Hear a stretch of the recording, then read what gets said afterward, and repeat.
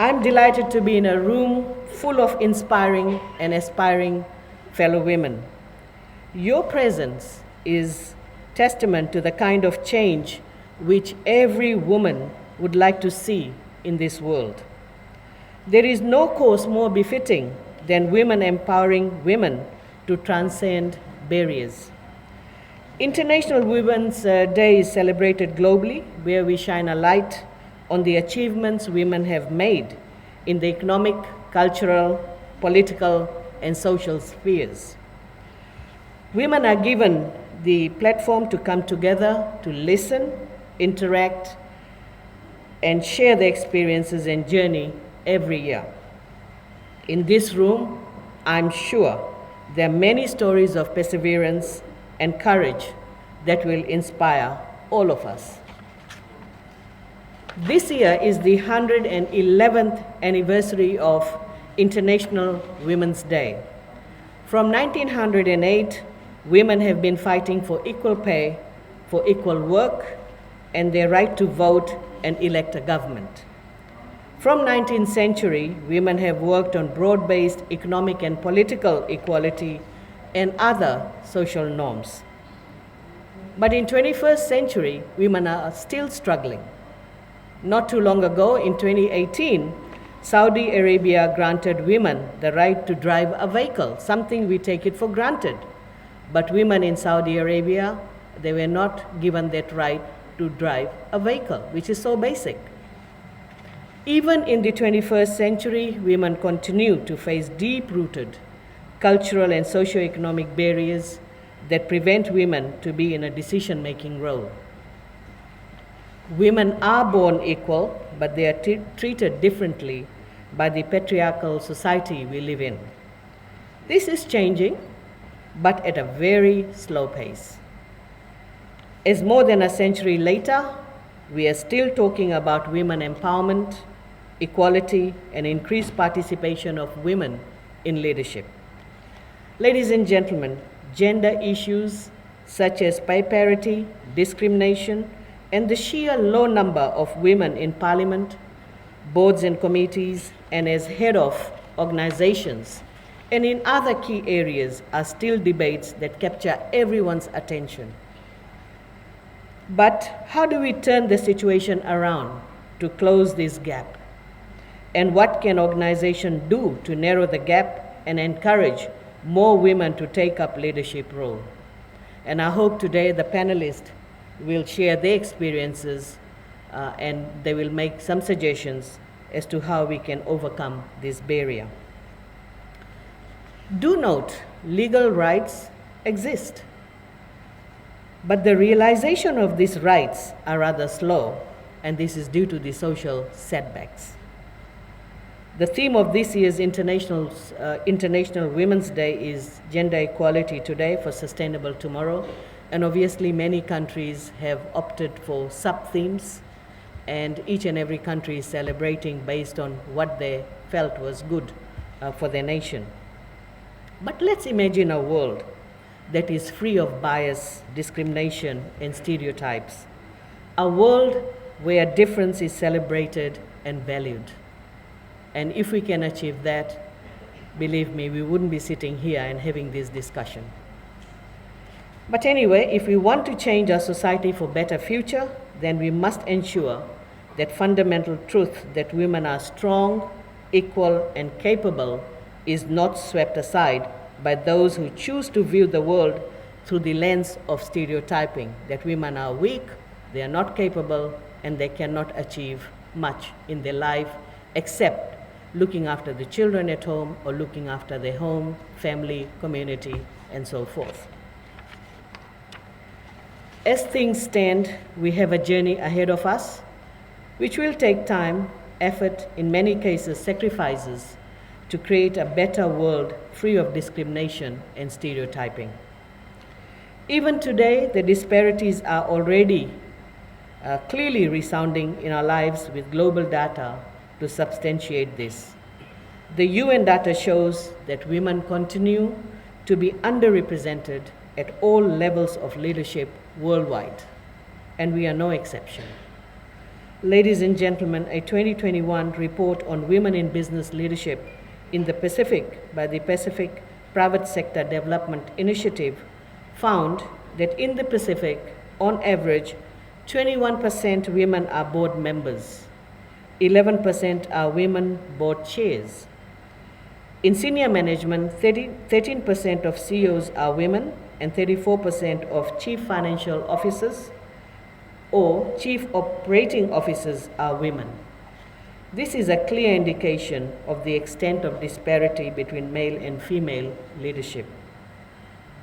Now let's compare women representation in Fiji in the area of business leadership, that is women directors, head of organization, that is women CEOs, and political leadership, women MPs, against 14 Pacific Island countries. In other words, let's see how Fiji is doing against 14 other Pacific Island countries. For women directors in business leadership, Palau leads the region with 38% women represented on boards, whereas in Fiji, only 20% women hold positions of directors. And I must admit today that sometimes it is extremely difficult for me to find women who can put their hand up and say that yes, I'm available and I would like to be on a particular board or represent or have a place in the councils, municipal councils. I find it very difficult. And I would suggest that perhaps we need to create a site or a place or some institution can put a list of women who would like to be in certain boards so that it becomes easier when we come to the selection of women to be in such boards or in municipal councils. Let's move on to women CEOs. For women CEOs, Kiribati, Tuvalu, and Palau have 29% women as head of organization. In Fiji, only 10% women are CEOs of organizations.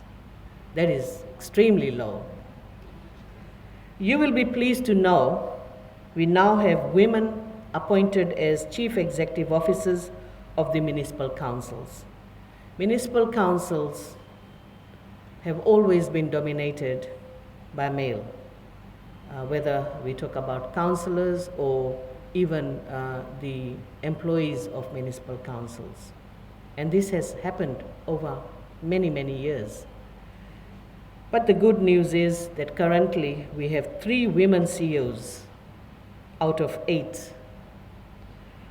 And these 3 women are the CEOs of Nasinu and Nosori Town Council, Ms. Anurashika Bari, Ba Town Council, and Savasavu Town Council.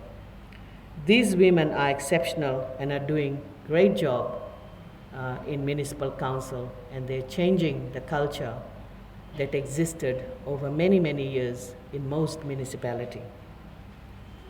In political leadership, Cook Islands and Niue have 29% of seats in parliament held by women. For Fiji, the percentage of women leadership in politics dropped from 22% to 17.6%.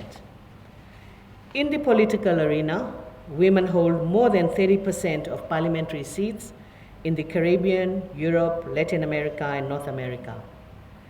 In Northern Africa, Oceania, and Western Asia, national legislatures comprise less than 17% women. In the South Pacific, women's representation is the lowest, with women holding 6% of seats, and in 3 countries, unfortunately, there are no women represented at all in parliament, and these countries are Nauru, Vanuatu, and PNG. Ladies and gentlemen, let us look at Fiji Parliament in detail. Despite no legal barriers to equal representation or participation in election, women are not equally represented in Parliament. And you know this is the election year, and I would like to encourage women to put their hand up and fight this election. If you are interested in joining politics, why not? This is the best time. In 2014 general election, a total of 44 women and 205 men stood for the election. Just imagine, 44 out of 205 men. Women won only 8 seats out of 50 seats in parliament. That is, 16% of parliament was represented by women in 2014 general election. In 28 general election, a total of 56 women and 235 men stood for the election. For the first time, women representation in parliament increased by 5.6%. In other words, 3 more women joined parliament in comparison to 2014. That's scary.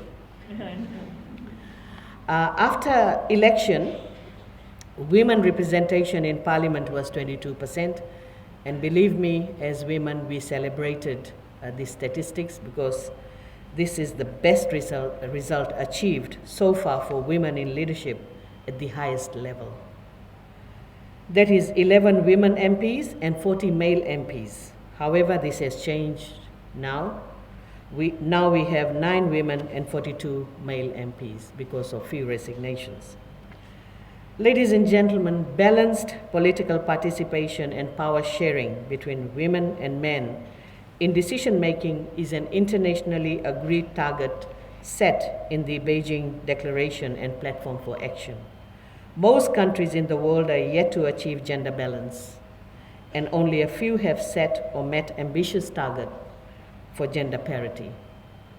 There are capacity gaps, which means women are less likely than men to have access to education, contacts, and resources needed to take the role of leaders in our community, in our society, and even at workplaces.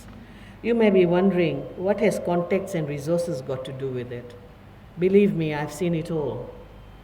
During election time, that was my first experience. I didn't even know how to fight an election. I didn't know how to campaign.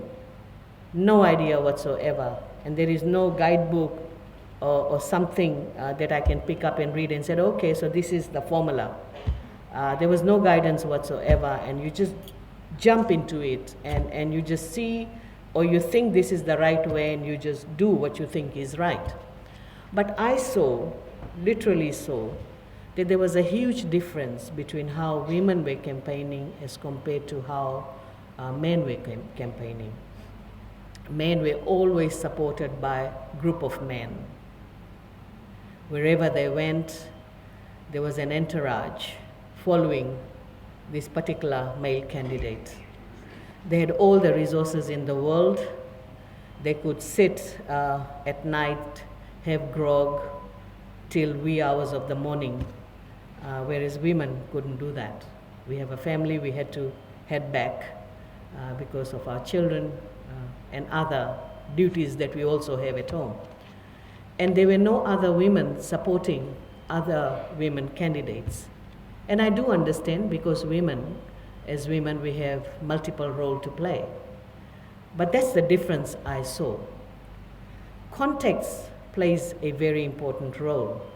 And unfortunately, when it comes to women, we do have contacts. This is amongst ourselves. But then, just after work, we are all rushing home because we have children waiting for us at home, and we get busy with our other duties. That is not the case with, I'm not trying to generalize all male, but that is generally what is seen, that when men reach home, it's okay, they can go out and have a few bowls of grog with their friends. They build their contacts in the community, they build their contacts at workplace, so it becomes smooth sailing for them because they can tap into their contacts. But that is not the case with, unfortunately, with women. So individual women have actually overcome this obstacle with great acclaim, and often to the benefit of society at large. But for women as a whole, the playing field needs to be level. Ladies and gentlemen, when it comes to climbing the career ladder in education, leadership positions are still predominantly male-dominated. While teaching has traditionally attracted more women into the field, however, women are underrepresented in key education leadership roles. The Ministry of Education, Heritage and Arts conducted a recent online survey in October 2021, specifically targeting female teachers in primary and secondary schools all over Fiji. The purpose of the survey was to find out why women did not apply for leadership posts in education and what can be done to change that. The data highlighted that female teachers accounted for 69%, that is 8,970 teachers were teaching in primary and secondary schools. But only 27% held leadership position as heads of school. That's very poor. We have, and look at the other statistics, we have 31% male teachers, that means 4,000 in number, teaching in primary and secondary schools, and they hold, 73% of male teachers hold leadership positions. So why is there still gender disparity? More women only as classroom teachers, but not holding leadership role. We need more women in school leadership. Our inherent and natural skills do not make us weak as leaders. In fact, in today's world, where we are experiencing crisis through pandemics and adverse weather events, the interpersonal skills such as collaboration, empathy, listening, open communication, and patience have become more critical than ever. This year, we will be looking at various activities and targeted interventions to help you gain access to an equal footing for leadership role and gain more confidence to step forward and apply for higher positions as they become available in the education sector. And this will be led by the Permanent Secretary. I hope to see more women in school leadership in the near future, based, of course, on merit. I strongly believe in merit. It doesn't mean that we are women and therefore special favors should be given to us. We are not weak, we are capable. We can do what men can do. So there should be no appointments or positions without merit for women.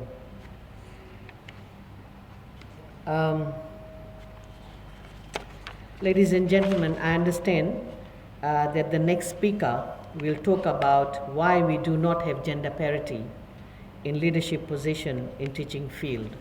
So I will leave this to her and I will not dwell more on this subject. But today I want to challenge our women teachers and indeed all women, whether in politics, business or in any field, to set up your goals to achieve your leadership ambitions. Consider yourselves as equal and capable, then and then only you can achieve your leadership ambitions. Finally, let me thank the Permanent Secretary for Education, Heritage and Art and her team, and also President of Women in Business and her team for organizing today's event. And as I was coming up to the auditorium, the Permanent Secretary did mention that our teachers we're looking forward to this session. And if this is the case, then we will be organizing such session more often. I'm sure women seated out there, you have been playing your role in your community, your society. You have stories to tell, how you became successful in whatever you do. But today I would like to acknowledge women who rose through the rank, facing great difficulty to be where they are. And I would like to acknowledge Ms. Tessa Price, who is our first woman chair and chancellor of our national university, that is Fiji National University. It's a very proud moment for women that another woman is at the helm of this university. It's a very rare situation. And of course, we have Dr. Angela Jochen, who is the Permanent Secretary for Ministry of Education, Heritage and Arts. And you also know that we have very few women permanent secretaries. To Dr. Nurbanu, we all know you are a champion in women's advancement in business and in leadership work. Thank you for the great work that you do in empowering women. You are making a difference, and it is visible. I still recall when you started empowering women through Women in Business. It was a very small organization, a lot of struggles, but there is a lot of awareness now, and more women are joining this institution. And I encourage our teachers to also join this institution, because they do offer not only mentoring, but also courses and workshops. So today I want to also congratulate and acknowledge all women in leadership positions who have made it to the top. Their success should be celebrated, as it is an inspiration to others to aspire, and I look forward to many of you rising to the leadership positions in the near future. Ladies and gentlemen, I thank our teachers, lecturers, and members of Women in Business for their participation today. And I wish you all a very happy International Women's Day, and I look forward to today's discussions and deliberations. So thank you very much, and thank you for listening. Vinaka.